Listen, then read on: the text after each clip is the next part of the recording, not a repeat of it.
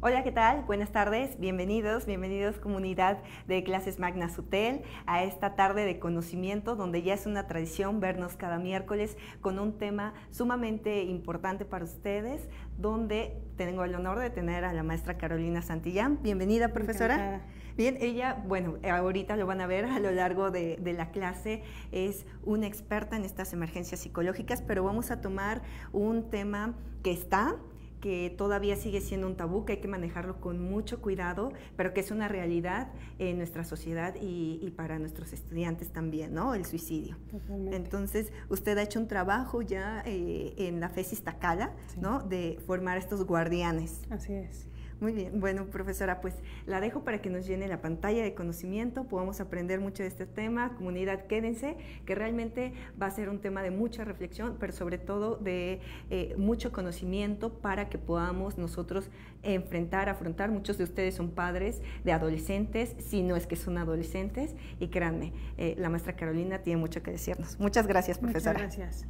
Pues muchas gracias por la invitación a la hotel y es un placer tener esta oportunidad para platicar sobre salud mental, que tal vez ustedes se pregunten qué tiene que ver la salud mental con el aprendizaje, con el rezago. Pues vamos a ir viendo que cada vez hay más estudios a nivel nacional e internacional que nos dicen que es muy difícil que un alumno o una alumna que no está concentrado, que está poco organizado, que está distraído, que está viviendo violencia en su casa, que es víctima de un evento desafortunadamente traumático con esta penetración del narcotráfico, y que hay algunos de ustedes que no solamente son estudiantes, sino forman parte de una familia, que son proveedores o proveedoras, que son cuidadores, que son un elemento fundamental y que puede empezar a generar algunos síntomas que podrían empezar a impactar en cuántas horas le dedican al estudio, a qué tan contentos están, pero incluso también la salud mental podría empezar a influir en que estén menos productivos o que incluso pueden empezar a pensar que no quieren seguir estudiando. Entonces,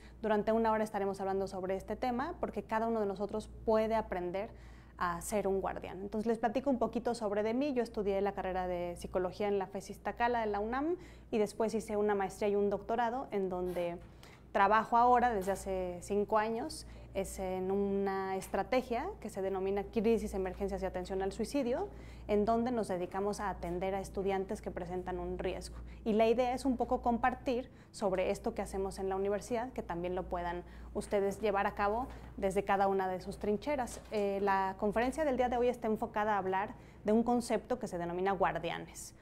Vamos a hablar un poquito más adelante sobre eso y es una conferencia que si bien está pensada para psicólogos, también cualquier profesional puede ejercer este papel sin necesariamente ser un especialista. Entonces, el objetivo de esta clase magna es que ustedes tengan información relacionada con prevención del suicidio y que cada una y cada uno de ustedes salga de aquí siendo un guardián y que quizá van a empezar a ver muchas más señales que antes había, pero que eran invisibles para ustedes.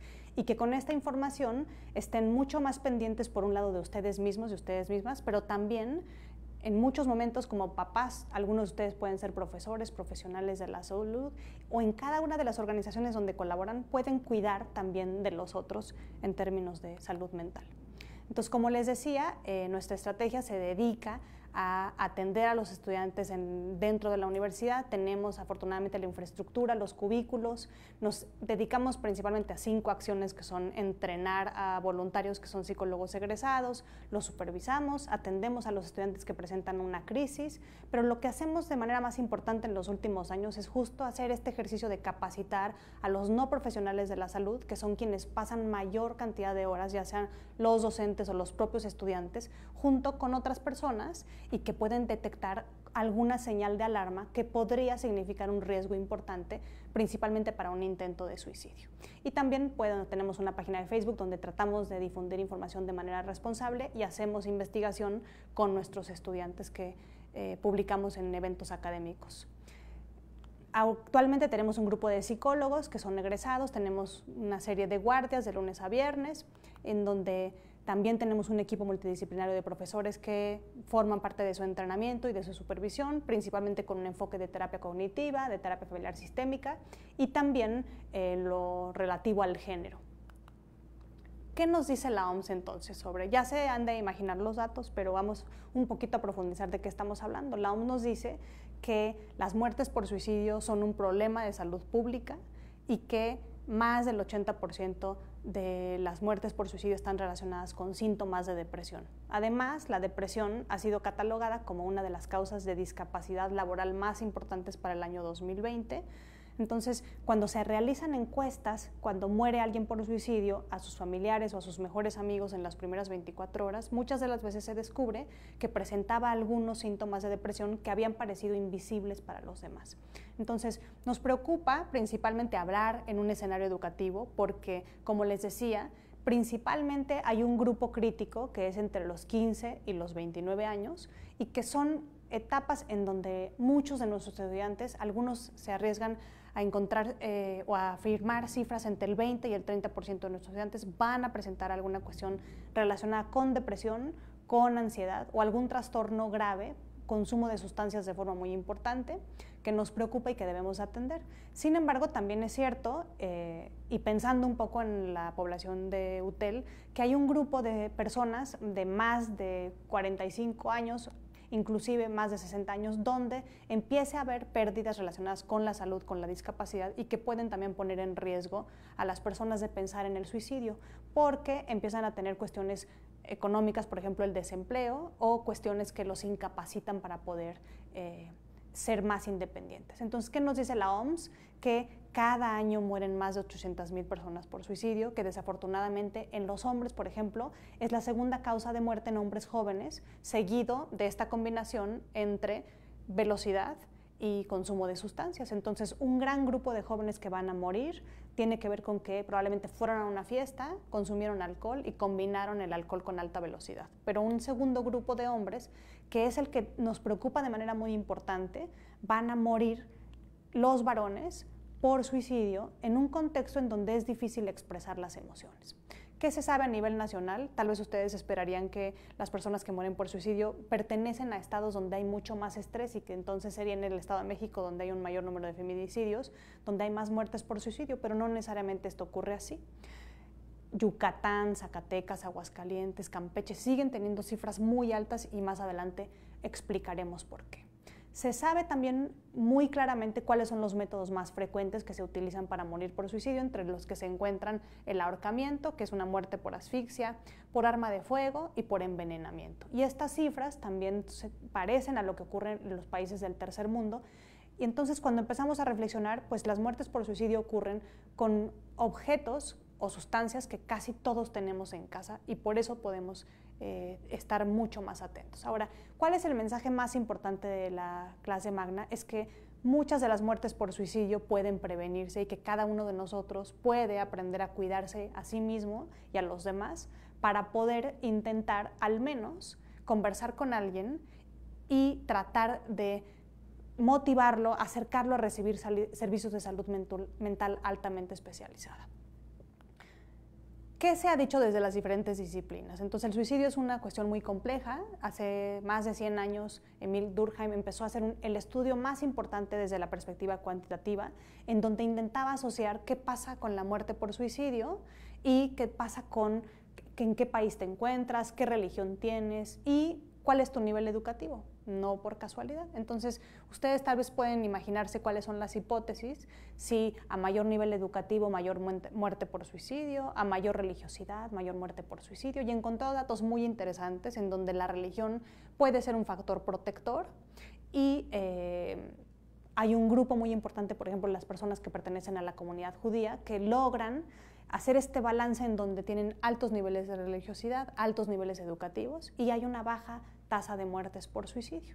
Entonces, Durkheim hablaba de algunas variables entre las que se encuentran la integración y la regulación. Entonces, todos los individuos pertenecemos a un grupo, nos gusta, nos aprendemos las normas, las actitudes y las reglas que hay en nuestra comunidad y tratamos de integrarnos a estos grupos. Sin embargo, pensemos en el escenario japonés, en donde un alumno que pretende integrarse, sin embargo, esta alta exigencia académica desde el alumnado hasta los profesionales puede llevar a altos niveles de estrés y que pueden incluso ser una presión muy importante en términos de las expectativas que tienen sus profesores y sus familiares.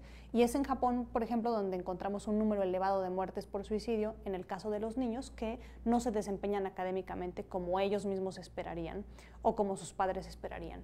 Entonces, Durkheim habla de esta dificultad en donde las sociedades con demasiada integración son de riesgo, así como aquellas sociedades donde no se preocupa el uno por el otro y donde hay muy poca integración. Y también es importante qué tantas reglas hay en estas sociedades. Esta misma hipótesis la podemos tratar de llevar a entender cómo se da la situación en familia. Entonces, familias demasiado integradas, donde es difícil ser flexible, donde es difícil diferenciarse de los demás, son de tanto riesgo como para aquellas familias donde hay demasiados permisos, donde todo mundo hace lo que quiere, nadie come junto al menos una vez al día, etc. Entonces, generalmente un punto medio es lo más adecuado tanto a nivel macro, como es un municipio, un estado, como a nivel familiar. Por otro lado, desde la antropología, pues se ha intentado entender qué ocurre con las muertes por suicidio. Entonces hay datos, ustedes pueden nada más pensar en cuál creen que sea el mes donde más gente muere por suicidio. Tal vez, y es muy pertinente hacer la conferencia el día de hoy, porque se viene la temporada, al menos para México, más importante de síntomas de depresión. En México somos una sociedad que nos formamos y que creemos mucho en estar arraigados con nuestra familia, y generalmente en el año nuevo hacemos una reflexión en términos de qué he hecho este año, si he cumplido con mis metas, si las cosas han salido como yo quisiera, para dónde voy el próximo año. Y hay un buen grupo de mexicanos que no han tenido un buen año, especialmente porque hemos tenido un cambio en términos de la cuestión política y económica, que perdieron su trabajo, que tal vez fueron diagnosticados con una enfermedad grave, que terminaron con la pareja. Entonces, los antropólogos han encontrado que hay datos muy importantes que tienen que ver con la cultura y que predicen mayores muertes por suicidio, por ejemplo, en países escandinavos donde hay más aislamiento, que son de mayor riesgo, que en países donde estamos mucho más cercanos, arraigados a la familia. Entonces, la cultura tiene un papel muy importante, puede ser un factor protector sin duda, pero también hay culturas en donde, como les decía, altos niveles de demandas, de presión hacia el éxito económico, presión hacia, por ejemplo, ser bellos, ser perfectos, estar en el Instagram, también son sociedades muy estrictas en donde podemos encontrar que los jóvenes en particular se encuentran más vulnerables a pensar en el suicidio. También entonces, contestando a la pregunta, a nivel mundial no es diciembre el mes más complicado, sino es casi siempre abril o mayo, porque hay un fenómeno a nivel mundial, especialmente en los países del norte, del hemisferio norte, en donde hay una cuestión que tiene que ver con la depresión estacional, y muchas personas piensan que cuando llegue la primavera se van a sentir un poco mejor, pero esta llega y se siguen sintiendo muy mal. Entonces, si bien es cierto, tenemos que estar muy atentos en diciembre, pero también hay que estar atentos qué ocurre en la primavera, porque hay un número importante de personas que mueren por suicidio. O hay un gran debate alrededor de esta fecha que se llama Blue Monday, en donde es cuando va a acabar la fecha navideña, los Reyes Magos, y entonces el Año Nuevo, y ya hay que regresar a la realidad, y hay cifras que nos preocupan porque hay un grupo de personas que van a tener grandes dificultades para poder continuar con la vida empezando un nuevo año. ¿Qué hacemos los psicólogos? Pues ustedes saben que dentro de la disciplina estamos en diferentes ámbitos de acción, y cada uno de estos ámbitos tiene un papel importante para intentar hacer prevención. Cuando hablamos de psicología educativa, pues hemos estado nosotros haciendo investigación donde encontramos que los alumnos que tienen más bajos promedios tienen casi siempre, y hay una correlación estadísticamente significativa, con sintomatología depresiva. ¿Qué sabemos también? Que los psicólogos educativos que estamos en un aula podemos entrenar a los estudiantes, pero también a los docentes, que pasan una gran cantidad de horas y pueden detectar pequeñas señales en donde un estudiante empieza a participar menos, empieza a ausentarse, y ustedes también lo pueden notar en sí mismos. Cuando una cuestión de salud mental empieza a impactar qué tanto involucramiento hay en los estudios, qué tan motivados se encuentran. Entonces, definitivamente la salud mental se ha estudiado mucho, por ejemplo, el tema de la ansiedad ante los exámenes, el desempeño académico, pero sin duda la depresión tiene un peso importante en el desempeño, en el rezago y en el abandono escolar. Los psicólogos sociales tratamos de hacer también intervenciones comunitarias para hablar de este tema, que es un tema difícil. También sabemos que particularmente los jóvenes no van solos y que un tratamiento no es completo si no involucramos también a la familia, y sabemos que la familia es el mejor predictor de éxito terapéutico, y esta clase está principalmente construida desde una mirada que es la mirada de la terapia cognitivo-conductual, en donde nos interesa enfocarnos a los pensamientos que pueden darnos pistas de que hay ideación suicida. ¿Qué pasa desde la economía? Desde el punto de vista, por ejemplo, ahora de la norma 035, en donde en las organizaciones hay que preocuparse por síntomas de ansiedad, estrés relacionados con el trabajo, pues podemos reconocer que un empleado que tiene depresión o que tiene ansiedad no va a ser igual de productivo o va a tardar mucho más tiempo en obtener los mismos productos que un compañero que no tiene una cuestión de salud mental. Entonces, la salud mental es una cuestión que genera altos costos a las instituciones hospitalarias, al sistema de salud per se, pero también a las empresas y a las organizaciones. Por eso es necesario empezar a invertir en cuidar a los trabajadores.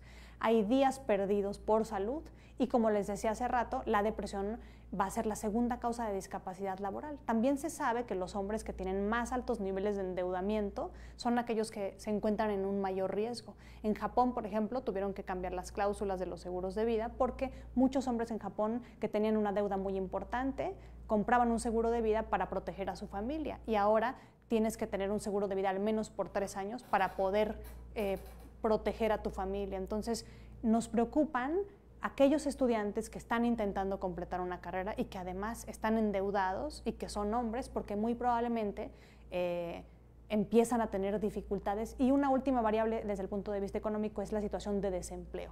Sabemos que ha habido una transición muy importante, no todos nosotros vamos a lograr trabajar en una organización durante un buen número de años, obtener una jubilación, haber construido un patrimonio. Ahora la mayor parte de los estudiantes egresan para ya sea afiliarse a una organización, hacer proyectos independientes, estar en muchos proyectos a lo largo de su vida. Y el desempleo es una cuestión que siempre está latente y que es generadora de mucho estrés. En algunos países hay incluso psicólogos que se encargan de entrenar en resiliencia a aquellos hombres que están en una situación de desempleo o que están en el buró de crédito, a diferencia de México, cuando tú debes una tarjeta de crédito, una hipoteca, es muy estresante las acciones que tiene que tomar el banco hacia los deudores. Por último, queremos hablar un poco sobre la mirada del derecho, porque si bien es cierto que en algunos países se ha legislado a favor de la muerte digna, estamos principalmente en esta clase intentando acercarnos a aquellos estudiantes que no tienen un diagnóstico de una enfermedad complicada, a diferencia de otras personas que pueden decidir no tomar el tratamiento. Estamos hablando de que la mayoría de ustedes estudiantes son hombres y mujeres sanos, que decidieron estudiar una licenciatura, que son, es verdad, autónomos e independientes, pero que tal vez ustedes mismos o alguien a quien ustedes conocen puede empezar a pensar que vivir no vale la pena, que preferirían dormirse y no despertar, y respetando su autonomía y su individualidad pueden invitarlos a al menos considerar la posibilidad de acercarse a un profesional de la salud. Entonces, ¿cuáles son los aspectos que hay que considerar? ¿Qué se ha visto en la población estudiantil?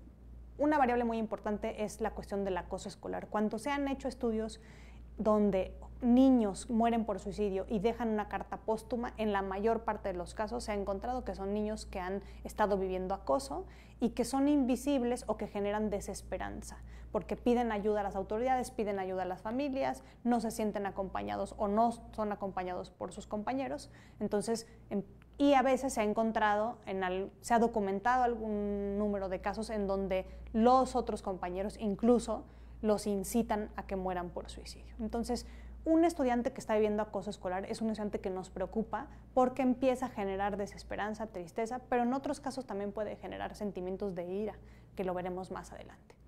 ¿Cuál es otro factor de riesgo muy importante? Aquellos estudiantes que tienen un intento previo, es decir, nosotros en la universidad hemos documentado que cada año que llegan los estudiantes tenemos un grupo muy importante, hasta del 9%, 12%, depende del año, donde ya desde el primer día de la licenciatura han tenido al menos un intento suicida a lo largo de su vida, pero también hemos encontrado un grupo de estudiantes que ha intentado más de 4 veces. Entonces, esos jóvenes nos preocupan de manera muy importante Y esta conferencia, como les decía, está dirigida para que tal vez ustedes empiecen a hacer una revisión o empiecen a hacer una revisión de la población a la que atienden o de sus familiares, vecinos, pacientes, alumnos, que ustedes conocen o tienen algo de información sobre que tal vez tuvo un intento suicida. Y por último es pues, el factor hereditario.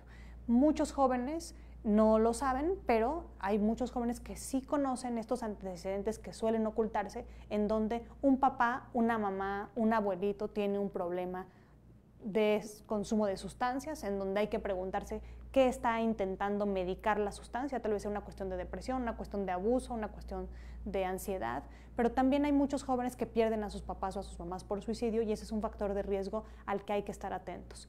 Y también, si ustedes conocen a alguien que haya perdido a un amigo por suicidio, ese es un factor muy importante. ¿Qué nos preocupa en términos del género, la inhibición emocional y esta cuestión del desplazamiento? Como les decía, yo siempre hablo que tengo un hijo de 8 años en donde para él es mucho más fácil, por ejemplo, tejer, por ejemplo, para él es fácil elegir unas chanclas de color rosa, que le gusta de repente ver un programa que tiene que ver no solamente con los balazos y con los carros, sino que puede ser una cuestión neutra en cuestiones de sexo y de género, pero algo vamos haciendo a nivel familiar y a nivel escuela en donde cada vez más los hombres cuando se acercan a la secundaria, a la preparatoria, sienten esta necesidad de ocultar sus emociones. Y Carlos Fuentes lo decía, el hombre mexicano es muy bueno para aguantarse, eso es lo mejor que hace.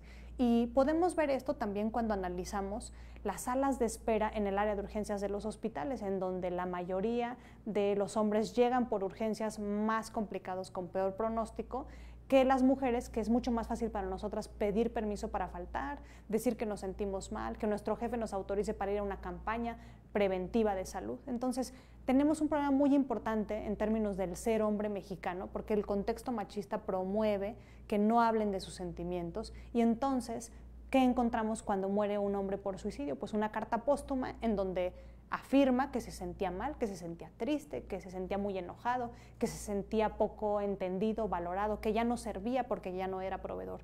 Entonces, ¿qué hemos encontrado? Yo siempre recomiendo el libro de El don y la palabra, que es un trabajo magnífico de investigación que se hace desde la FES Acatlán, en donde hacen un estudio de cartas póstumas de hombres que mueren por suicidio y pues ya se imaginarán, la mayoría de esas cartas pertenecen a hombres que en vida no pueden decir cómo se sienten y es hasta que se mueren que pueden dejar enojo, tristeza, venganza y muchas otras emociones que no se pudieron procesar de una manera adecuada. Y que desafortunadamente los hombres, principalmente en la época universitaria, es cuando más alcohol consumen para intentar autorregularse o tolerar el estrés. Entonces, los estudiantes per se están en una etapa crítica del desarrollo. Nosotros sabemos que entre los 15 y los 25 años los datos de epidemiología nos dicen que un grupo de estudiantes va a debutar, así como se va a enamorar perdidamente, va a debutar con un primer episodio de depresión, de hábitos nerviosos, de ansiedad, trastornos graves, trastorno bipolar, esquizofrenia, trastornos de la conducta alimentaria.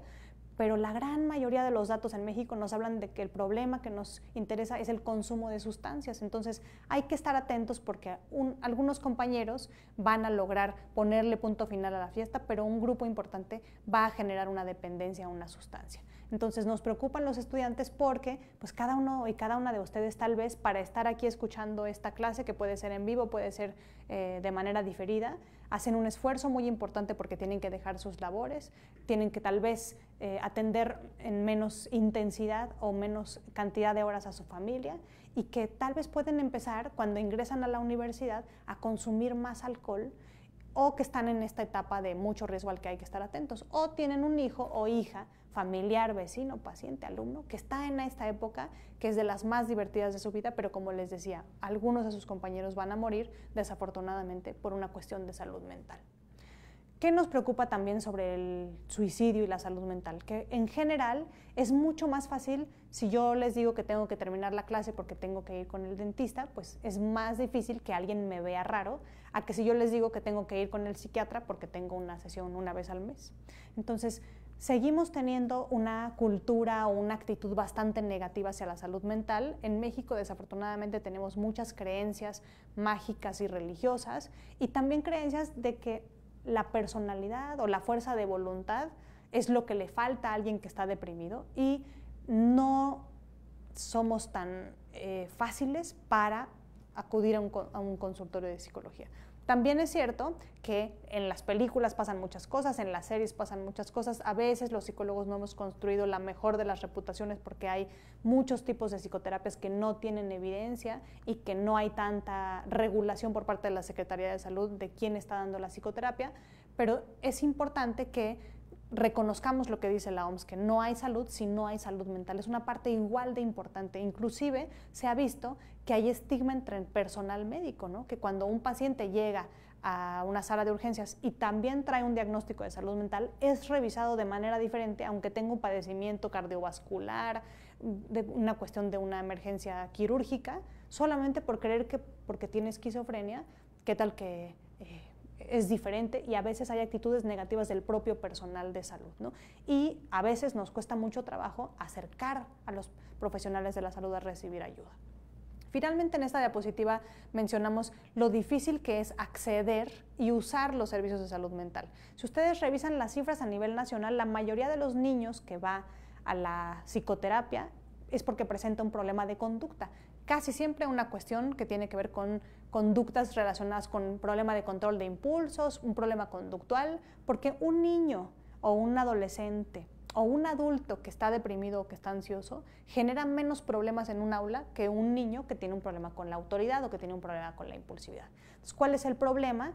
Que cuando a veces condicionan al alumno a que tiene que tomar psicoterapia para continuar en esta escuela, entonces es cuando lo llevan, pero esta conducta de estigma y que también muchas de las personas que nos ven probablemente no tengan algún profesional altamente especializado que los atienda. Si ustedes revisan cuántos psiquiatras hay por kilómetro cuadrado o cuántos psicólogos que tengan un posgrado, una maestría o un doctorado, pues en México, en la Ciudad de México estamos en la élite, pero es cuestión de alejarnos un poco de kilómetros para encontrar que no todo mundo puede acercarse a recibir servicios de salud y que el acceder a un psiquiatra en algunas comunidades es muy poco probable o tiene una consulta saturada.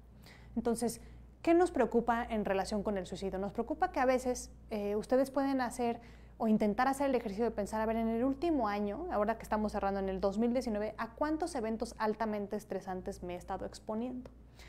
En términos de adultos, sabemos que es muy estresante el divorcio, la viudez, el desempleo, tener un hijo, casarse, cambiarse de casa. Pero también para un estudiante, entonces existen escalas para medir eventos vitales altamente estresantes que pueden encontrar en internet, pero también existen escalas para medir eventos vitales altamente estresantes para estudiantes. Entonces, un estudiante que también, como ustedes, muchos de ustedes pueden estar en pareja, con hijos, pero es muy estresante tener un trabajo atrasado, tener un examen extraordinario, deber o reprobar una materia, tener un conflicto grave con un profesor, que un tutor no esté atendiendo a tu llamado. Entonces, para los estudiantes hay que estar muy atentos porque si bien es cierto que la vida académica es muy hermosa, también tiene un componente importante de estrés de hablar en público, de hacer presentaciones o de aprobar un examen como es el caso, porque a veces el examen no representa todo lo que sé.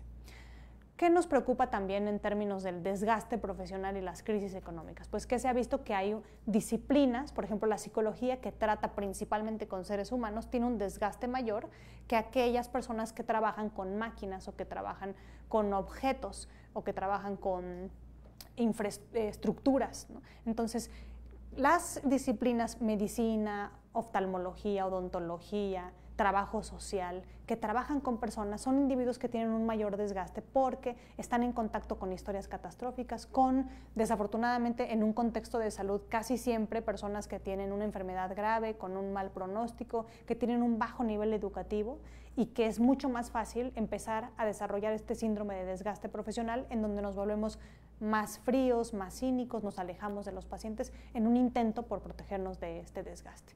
Entonces, ¿qué se sabe? Hay que estar especialmente atentos con el personal médico y el personal de la salud, que es quien desafortunadamente tiene más muertes por suicidio.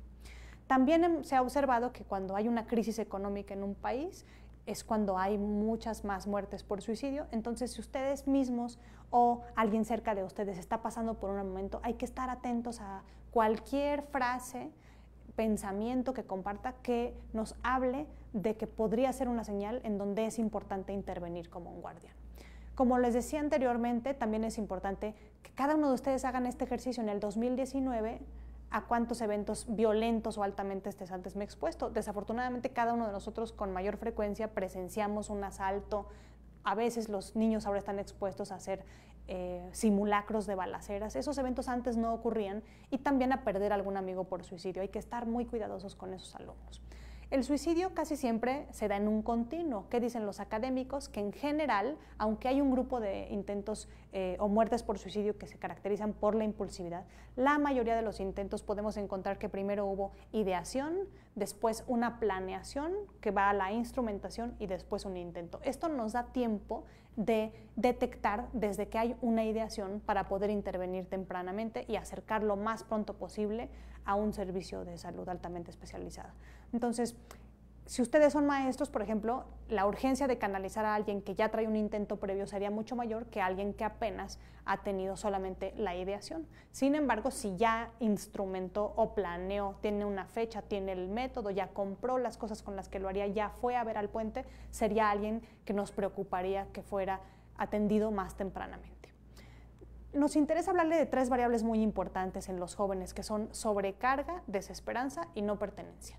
Todas las personas, decíamos hace rato desde el punto de vista de la sociología, queremos ser parte de una familia, queremos ser amados, queremos ser reconocidos, queremos ser apreciados, pero no siempre un estudiante tiene todo eso que busca. A veces un estudiante intenta estudiar en una universidad, no le va bien, intenta en otra escuela, entonces él se da cuenta que empieza a ser una carga para su familia. Entonces aquí hay que estar muy atentos a aquellos estudiantes que creen o empiezan a pensar o dicen cosas como: creo que el mundo estaría mejor sin mí, creo que si yo no hubiera nacido mi familia estaría mucho más feliz, y después que empieza a albergar desesperanza, que es un criterio de depresión, es decir, creo que mi problema no tiene solución, creo que no vale la pena vivir, todo para qué lo hago, no tiene ningún sentido, al final no voy a sacar buenas notas, no voy a tener un empleo, y que sin duda es difícil sostener el discurso de que la educación te va a dar un mejor lugar en la sociedad, te va a dar un empleo, porque antes era mucho más probable que el empleo te garantizara, que la educación te garantizara un empleo, pero ya no podemos sostener siempre este discurso. Entonces nos preocupan esos estudiantes que puedan tener desesperanza, y también los estudiantes que sientan que no pertenecen a la comunidad. Además, como les decía, todas estas variables impactan, y está probado, en el desempeño, en el rezago y en la salud. Alguien que está deprimido probablemente se enferma con mucho más frecuencia que alguien que no tiene depresión. Una última hipótesis que es importante, porque ustedes como guardianes pueden aprender a notar a través de las redes sociales, es este grupo de estudiantes que vivieron acoso escolar y que pueden generar ira, venganza o rencor para sus compañeros, y podrían planear un ataque escolar, que muchas de las veces es una correlación bidireccional en donde el homicidio y el suicidio siempre están presentes. Entonces hay que estar atentos a estos jóvenes, en donde podrían estar con acceso a armas y que podrían tener esto que se llama callo emocional, en donde no sienten culpa y remordimiento, y que podrían poner en riesgo a la comunidad, y que desde las redes sociales podemos detectar señales tempranas de que alguien está intentando o pensando en quitarse la vida o atacar a sus compañeros. ¿Qué se ha intentado hacer para prevenir el suicidio? Pues por un lado se ha intentado hacer cambios en los contenedores de pastillas. No es buena idea que ustedes tengan grandes cantidades de medicamentos en su casa y que los tengan en el acceso no solamente de niños pequeños, sino de jóvenes. Entonces, en algunos países solamente se pueden vender pastillas en en contenedores muy pequeños, y sería bueno este ejercicio de estar revisando qué medicamentos, especialmente si son medicamentos que están regulados o que están controlados, que estuvieran en un lugar, estuvieran resguardados. Asimismo, a la par de los medicamentos, pues que se ha intentado y que está probado que reducir, prohibir o monitorear el acceso a las armas es un factor que en un momento de impulsividad puede salvar vidas. También en Asia, por ejemplo, se han intentado estrategias que tienen que ver con resguardar los tóxicos, los líquidos limpiadores que pueden ser muy agresivos, porque al menos en mi experiencia cuando estuve trabajando durante la maestría y el doctorado en un hospital, la mayoría de los hombres que llegaban por un intento suicida lo habían realizado con veneno para ratas. Entonces hay una campaña muy importante para que las mujeres principalmente resguarden el veneno, el cloro, sustancias muy agresivas que podrían ser un peligro para los menores de edad, pero también para una muerte por suicidio. Y por último, también se ha intentado introducir convertidores catalíticos para impedir esta inhalación por gases que realizan algunas personas. Hay una figura que se ha intentado ahora, un concepto que tiene que ver con entrenar a los estudiantes en habilidades socioemocionales, porque las universidades tenemos la responsabilidad no solamente de compartir contenidos, sino también de dar habilidades para que los estudiantes estén más motivados, que sean mejores para gestionar el trabajo entre grupos, que sean empáticos, que tengan esta facilidad para resolver conflictos, para comunicarse, para autorregularse. Es donde entonces surge la figura del guardián o monitor. Entonces, ¿qué es un guardián? Es alguien como cada uno de ustedes que nos está viendo, que nos está escuchando, que es un individuo que, en una comunidad que tiene contacto con un gran número de personas y que está en la posición de tomar 3 acciones. Primero, notar o identificar señales tempranas. En segundo lugar, motivar a alguien a recibir ayuda. Y en último lugar, intentar tomar una acción, es decir, no quedarse con esa información y referirlos lo más pronto posible a alguien que tenga el entrenamiento y la experiencia suficiente. Este modelo de guardianes, ¿por qué se usa? Porque se ha demostrado que en los estudiantes, menos del 25% de los estudiantes se acerca a un tutor, a un profesor, a pedir ayuda. Casi siempre se entera un compañero de grupo y es él quien puede intentar motivarlo, identificarlo, motivarlo y referirlo para recibir ayuda. Se sabe que los jóvenes en general no van y tocan la puerta de un consultorio, a veces lo hacen de formas indirectas, les cuesta trabajo porque están luchando con esta necesidad de diferenciarse, de ser autónomos e independientes, y porque también cada uno de nosotros que estamos en una institución educativa tenemos la responsabilidad de, como pasamos tantas horas como tutores, como profesores, de cuestionar activamente a nuestros estudiantes y estarlos cuidando, porque podríamos observar señales que pudieran indicar que el joven está pensando en una muerte por suicidio. Entonces, este modelo de guardianes no es un modelo nuestro, ha habido varios modelos que se utilizan a nivel internacional. Nosotros principalmente recuperamos las ideas de Paul Quinet, quien en el 2007 habla de esta combinación entre pregunta, persuade y refiere, pero también de la American Psychiatric Association, que habla de cómo se debe entrenar a los jóvenes en las escuelas a hacer 3 grandes acciones, que son notar, acercarse, tomar una acción, ¿no? Entonces, ¿qué dice Paul Quinet, por ejemplo? Que así como ahora nos entrenan y podemos ver muchos más videos en Facebook en donde podemos aprender a identificar señales tempranas de un infarto, de un evento vascular cerebral, también podemos identificar señales tempranas de depresión o de conductas asociadas al suicidio, y que si esta sintomatología es reconocida a tiempo y se hacen esfuerzos inmediatos para que reciba la atención, es mucho más probable que pueda conservar su vida. Entonces, ¿cuál es el primer paso? El primer paso entonces es notar. ¿Qué se ha visto? Que a veces nos da miedo hablar de este tema, que creemos que estamos yendo más allá de los límites de la privacidad y que estamos invadiendo algo muy personal de las personas. Pero justo lo que hace un guardián, sin ser un psicólogo, es que intenta notar señales tempranas. Podemos ir haciendo el recuento de nuestros amigos, familiares, pacientes, en donde sabemos que ya ha tenido muchos eventos estresantes, que tiene un familiar con problemas de consumo de sustancias, que ha estado menos participativo. O ustedes pueden ir haciendo una reflexión de en el último año, cuántas de estas variables tal vez en su trabajo se dedican a cuestiones asistenciales, que tienen contacto con muchas otras personas, que tuvieron una dificultad económica, una cuestión de endeudamiento este año, etc. Entonces, lo primero es no tener miedo. ¿Qué se ha visto? Que cuando entrenas a los estudiantes, a los profesores, de pronto empiezan a detectar, y no es que haya más casos, sino que antes eran invisibles porque los profesores no tenían confianza en sus competencias. Entonces, eso es parte del trabajo que tiene que ver con preguntar, que ustedes sean un poco más suspicaces y que cualquier cuestión que noten que sea una señal temprana, entonces que estén muy atentos a intentar no dejarla pasar, porque puede ser el único momento precioso que pueden iniciar una conversación, y que estén atentos a cualquier expresión de distrés, que es el estrés negativo, que puede ser directa o indirecta. Hay jóvenes que pueden decir, preferiría morirme, ya no puedo más, estoy a punto de explotar, creo que ya no voy a poder, la vida no vale la pena, no quiero darles más problemas, ahorrarían muchas cosas si ya no estoy, estarían más contentos, pero a veces hacen expresiones indirectas, ¿no? Empiezan a aislarse, empiezan a consumir sustancias, empiezan a estar más irritables, especialmente los varones. Y como les decía, les recomendamos que aprendan a cuestionar activamente y tengan confianza. No les estamos pidiendo que ustedes les pidan a la otra persona que les cuente su vida, simplemente que ustedes pronto intenten, con preguntas muy claras, cuestionar activamente. Entonces tenemos que cuestionar siguiendo este continuum de las conductas asociadas al suicidio.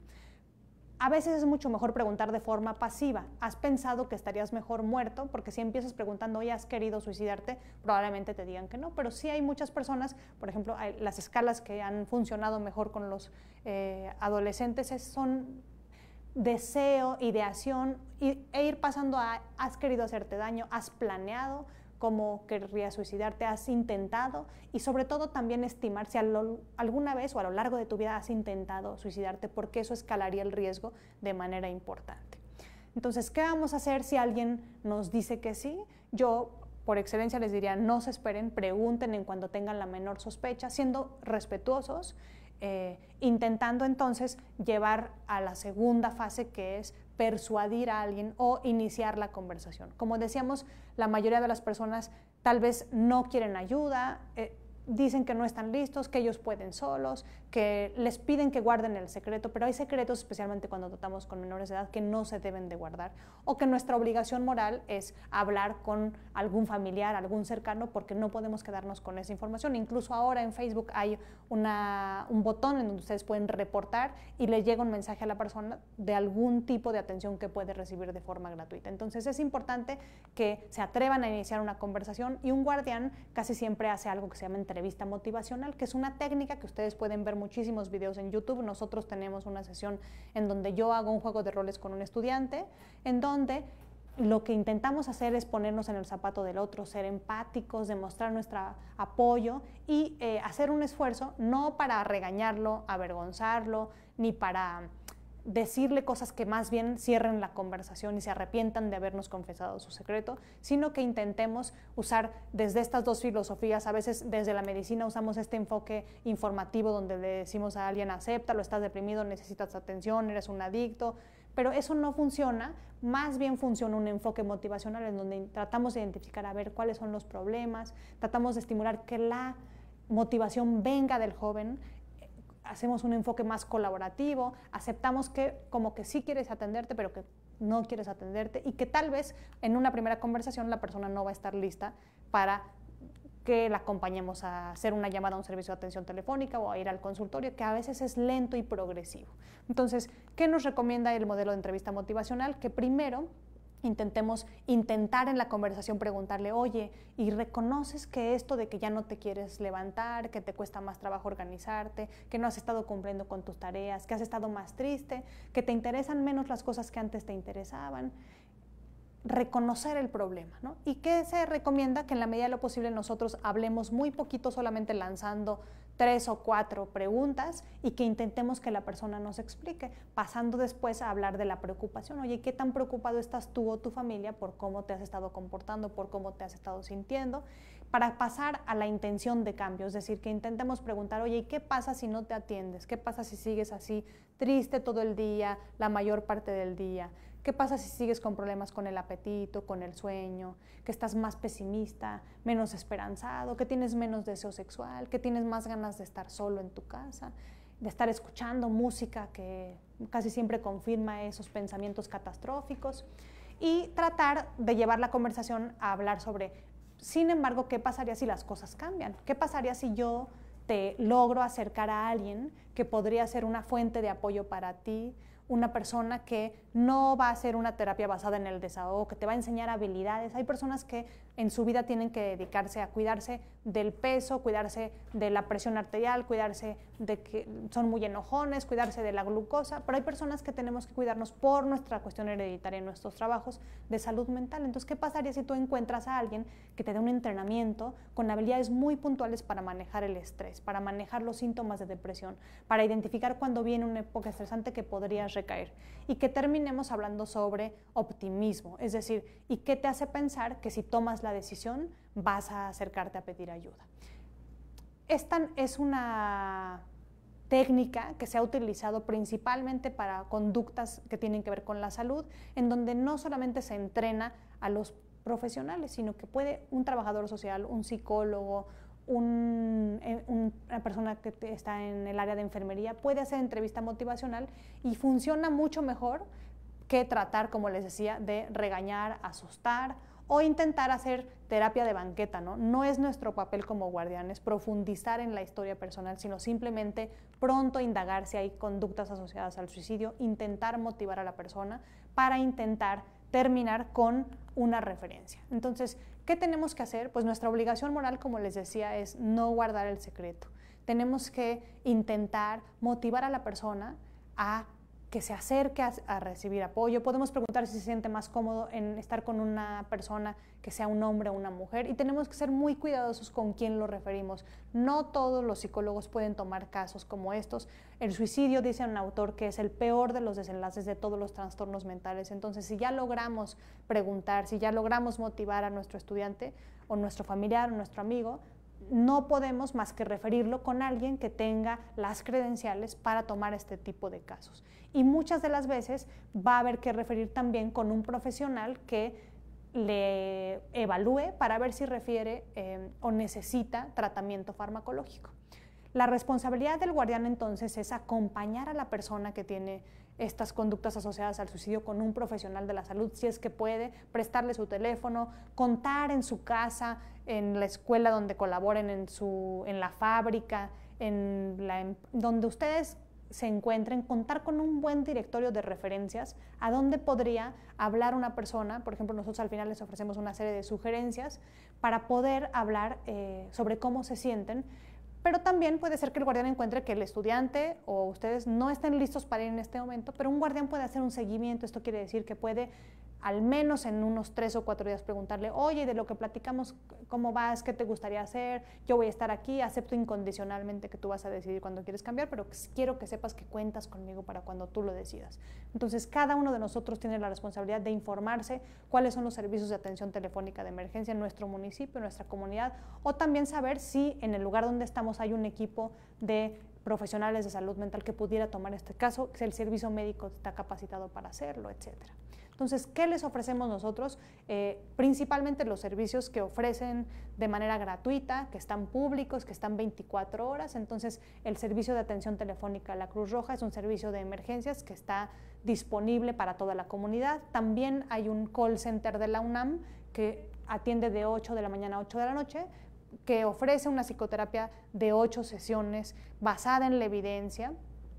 También nosotros tenemos nuestra página de Facebook y nuestro canal de YouTube, porque puede ser que algunos de ustedes esta conferencia solamente sea una introducción y quizá quisieran estar en una mejor condición para poder después atender a alguien en la empresa o tener algunos elementos para hacer, por ejemplo, el equipo de primeros auxilios psicológicos después de una muerte por suicidio, un evento traumático. Entonces pueden entrenarse para poder comprender mejor estas conductas, pueden ver los videos que tenemos de entrenamiento en nuestro canal y desde luego les dejamos aquí nuestros datos por si tuvieran un caso y quisieran que nosotros les pudiéramos apoyar a referirlo, a acercarlo con algún tipo de atención privada, o hay excelentes opciones de atención pública y que a veces por la cuestión de la Ciudad de México, que es muy grande, es importante detectar quién está más cerca de cada uno de ustedes. Entonces me parece que viene la parte de preguntas. A nosotros sobre todo, primero que nada está el agradecimiento de la UTEL a hablar de estos temas que a veces se ocultan. Si yo les contara cuántas personas mueren por suicidio en las diferentes universidades, se sorprenderían. A veces no se filtra esto a través de los medios. El agradecimiento de hablar sobre ese tema y que cada uno de ustedes pueda compartir esta liga para que se hable de este mismo tema en su comunidad. Muchas gracias. Muchas gracias, profesora, por estar aquí compartiendo con nosotros este tema tan sensible, ¿no? Para muchos, como usted bien lo dice, esta es la introducción para preguntarnos, reflexionar, porque por supuesto el vecino, el amigo, mi sobrino, el primo de un amigo, ¿no? Porque está latente. Entonces, una de nuestras alumnas nos compartía, Vanessa, que su hermano mayor se suicidó, su hermano menor lo vio, ¿no? Entonces, no en el momento, sino ya que había fallecido desafortunadamente, y que se ha resistido a tomar terapia. Que cómo se puede hacer para esto, porque sí se le ha hecho la invitación y se resiste. Incluso dicen que si aunque lo llevan con engaños, algunos le dicen pues es que no serviría, ¿no? Porque de otras formas. Sí, es una pregunta muy importante porque hay un grupo de jóvenes que pasa esto, que no solamente pierden a un papá por suicidio, sino además encuentran el cuerpo. Y es un doble riesgo para depresión, para suicidio y para estrés postraumático. Entonces, hay una serie de intervenciones que se llaman postvención. Los psicólogos pueden entrenarse para atender a las personas después de que muere alguien por suicidio, porque hay un riesgo de contagio, hay un riesgo de generar depresión. Entonces, pueden acercarse a un especialista. Yo creo que lo que hace el guardián es siempre respetando esta autonomía, esta individualidad. Solamente quiero que sepas, sin regañarte y ni presionarte, que cuando tú estés listo, conozco a alguien o me puedo acercar a alguien que pasó por una experiencia como tú. De hecho, hay algunos textos que relatan estas historias. Por ejemplo, en Estados Unidos hay campamentos en donde cada año se reúnen estos jóvenes que han perdido un papá o una mamá por suicidio, y hay grupos de apoyo porque lo que menos queremos es que te sientas solo, ¿no? Entonces, solamente respetando esta cuestión de la libertad y de la individualidad, pero que sepas que yo como guardián, cuando estés listo, yo te puedo acercar a la mejor calidad de atención posible, y que hay muchos textos que pueden leer sobre postvención. De acuerdo, entonces no es como bueno, no quiere y también yo me cierro, ¿no? O sea, es como solamente estar mencionando que estamos en este momento, que cuando se decida la persona pedir ayuda, aquí estaremos, ¿no? Entonces, no soltarlo, pero dar ese tiempo y ese espacio. Así es. Perfecto. Decían que cómo contrarrestamos estas emociones en los jóvenes, ¿no? O sea, ¿cómo le hacemos? Seguramente los papás preocupados. Claro, pues es difícil porque estamos en un entorno mucho más violento, con menos oportunidades, con una cuestión de las redes sociales que sí distorsionan la realidad. La realidad no es tan bonita como se ve en el Instagram, ¿no? Entonces, somos vecinos de un país que tiene un problema muy importante de consumo de sustancias, en donde aparentemente hay más oportunidades laborales, pero no necesariamente el sueño americano ahora es el que era. Entonces, yo creo que como padre y como docente, nuestra obligación es lo que ha demostrado evidencia, ¿no? Comer todos en familia una vez al día, eso es muy importante. Y así como a las parejas, para que una pareja funcione tiene que al menos salir una vez a la semana solo, pues con un joven es muy importante, aunque nos parezca aburrido, aunque tengamos muchas cosas que hacer, sentarnos a ver una tableta, enterarnos de qué música está escuchando, entender lo que pasa en Instagram y dedicarles tiempo, ¿no? Porque muchas de las veces estamos tan ocupados en el trabajo que cada quien tiene una agenda diferente y nadie sabemos, y nos encontramos en la cocina, pero parece que no convivimos demasiado. Entonces hay cosas muy puntuales como esa, ¿no? Comer juntos al menos una vez al día, no celulares, supervisar las tabletas, el involucramiento parental en la escuela es muy importante, no porque ya estén grandes, no es que ya los tenemos que dejar solos, podemos seguir supervisando las tareas, acudir a las juntas, cualquier oportunidad en que la escuela nos invite a participar porque es la vida de nuestros hijos, entonces hay que involucrarse un poquito más y no hay que dejarle, aunque sea una escuela de tiempo completo, toda la responsabilidad y dejar de acercarse a lo que es su vida, que es su tarea, ¿no? Sus exámenes. Claro, porque justo es lo que decían, o sea, por ejemplo, a un niño, bueno, lo vas guiando y tienes más control, pero cuando se trata de un joven que busca esta independencia, que defiende sus espacios, su individualidad, ¿cómo intervienen ahí, no? Pero entonces poco a poco, ¿no? O sea, abriendo esta comunicación de aquí estoy, para lo que necesites, pero no voy a ser invasivo. Es una delgada línea y mucho trabajo. Sí, porque da tentación de meterse para supervisar, criticar, castigar, y no, a ver, quiero que me compartas tu proyecto, ¿no? Y puedo ayudarte en algo, puedo acompañarte, a ver, yo me intento involucrar, pero no porque tú ya tienes tu tutor, tú ya tienes tu maestro, ¿no? Yo te puedo acompañar y puedo ser una guía, pero estar ahí con una presencia de apoyo incondicional, ¿no? No de supervisión, crítica, castigo, ¿no? Se sabe que hay familias que son muy permisivas, que son de más riesgo que aquellos papás que están ahí más o menos involucrados, pero también hay familias demasiado involucradas, ¿no? Y que no los dejan hacer nada, que no confían en ellos. Entonces,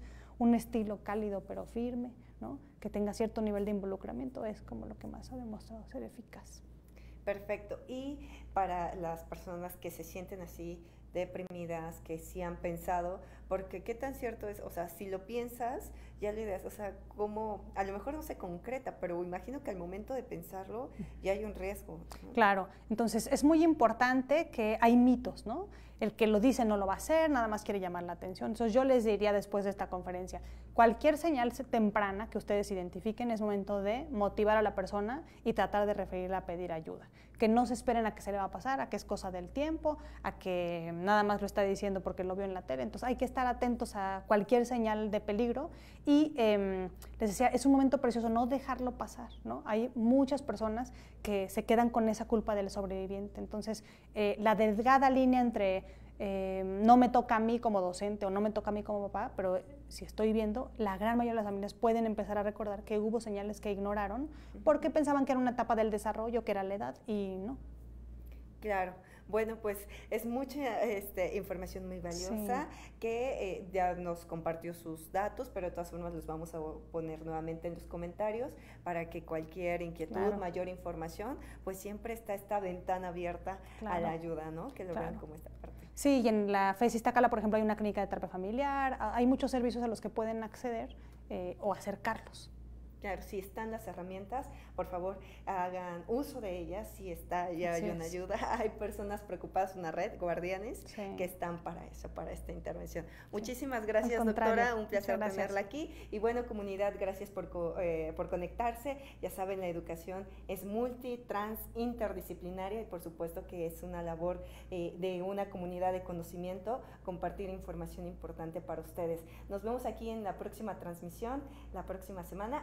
Y por cierto, anuncio importante, vamos a tener una clase magna el viernes en la mañana a las 11, que es neuroplasticidad. Entonces también es una clase muy especial, generalmente transmitimos los miércoles a las 5, pero esta también va a ser, viene una ponente también muy, muy importante, que ella quiso este espacio y lo vamos a abrir este viernes, así es que también síganos a las 11 de la mañana para aquellos que digan, es que a las 5 no me puede conectar, bueno, los veo este viernes más temprano. Muchas gracias.